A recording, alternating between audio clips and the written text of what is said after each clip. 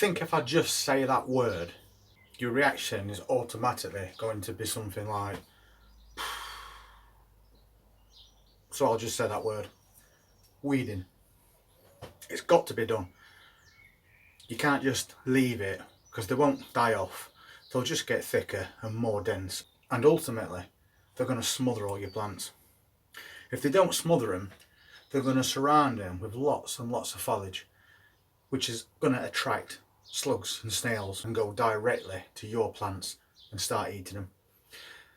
So it's really important to keep on top of the weeding.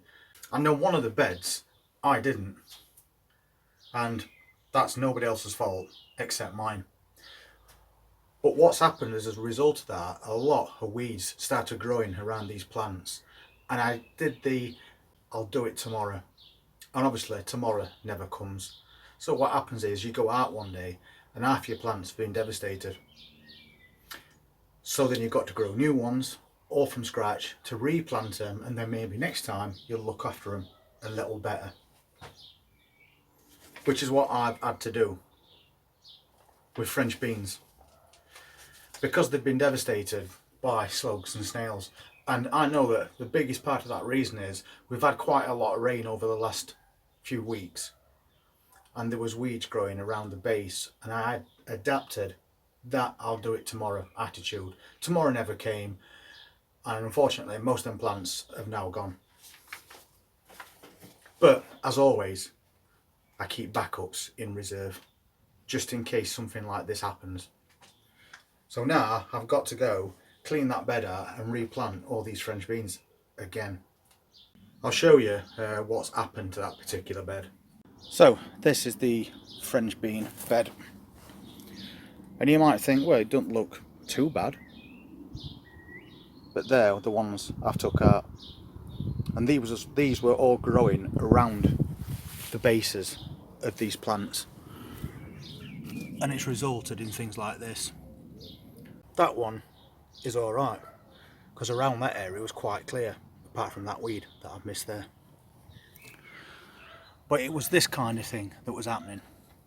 Another plant going right beside your plant, and eventually it just goes over the top of it and it smothers your little seedling. This one also has suffered because of it. The ones at the back have completely gone, so they've definitely been eaten. So have they. So basically, out of all these, we've got one good plant.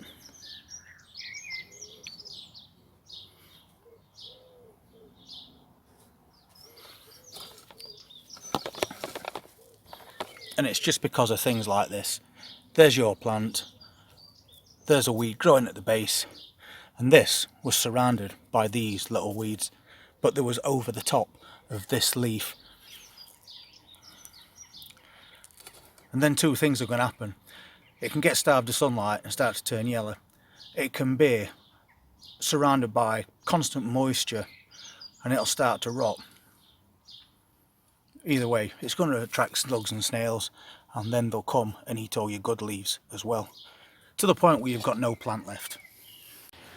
This bed we definitely try and keep on top of, but you can see there's still a few weeds trying to come back.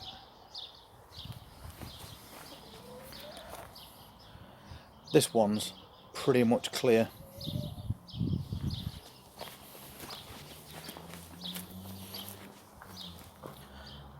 And so is this one. I can see a couple of weeds, but nothing major.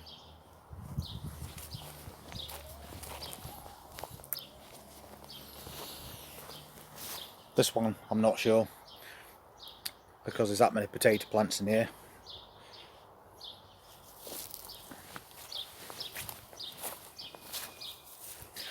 And this is one that we've done recently, because we've got little carrots growing in there as well. You can see at the bottom, and it won't take them long to get buried by weeds. This bed as well, this happened in a week because we had so much rain. These are potato plants. But where we've held them up, they're now surrounded with all these weeds. So now you've got a really big job at getting them all out. There's grass shooting up as well, which we don't want. We didn't plant anything in this part, so all this stuff we've got to get out.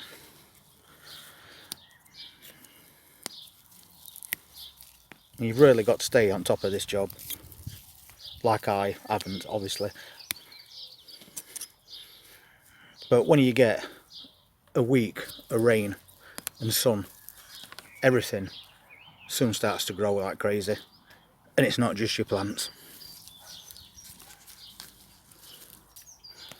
If you spend a few minutes a day doing this, you won't end up with problems like that. These thistles are a nuisance. So I've now got to go all the way through this bed, pulling out all these weeds.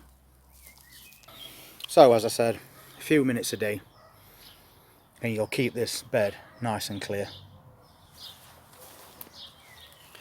And then that won't happen. So there we go, all cleared. And in real time, that took around 10 minutes. And that was for a raised bed that was overgrown with weeds. So you get the importance of what I was just demonstrating there. And yes, I'm also guilty of it as well. Sometimes you just don't think that you need to check everything every single day or every few days. But once you get these nice, warm, humid days followed by rain, everything is going to grow twice as fast. And as I say, it's not always going to be your plants. So just stay on top of that weeding all through season, and a few minutes work a day to keep on top on it will then lead to you not having to go to a bed and spend an hour or so on it, because you've just not made that little bit of an effort. And also it could result in you having to replant your plants all over again. And if you haven't done backup plants like I always do every year, just in case, then you've got none. So you've got to start all these all over again from seed. Anyway, thank you very much for watching that video. Really appreciate it as always. And if you want to see what else goes on in garden through summer and autumn, please hit that subscribe button and press that notifications bell, and we'll see you at next update. You all take care. Thank you very much.